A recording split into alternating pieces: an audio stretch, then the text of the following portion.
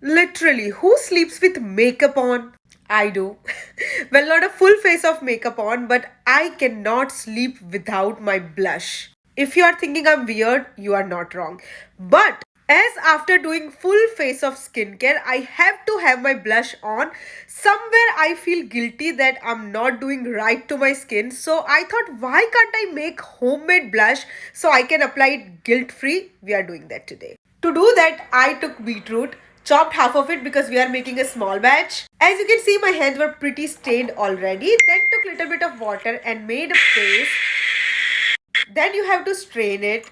Use any cloth or strainer, whatever works. And we have to boil it either in microwave or on gas. And it should reduce in half like this. And to this, I'm gonna add little bit of glycerin and aloe vera gel. Few drops of glycerin first.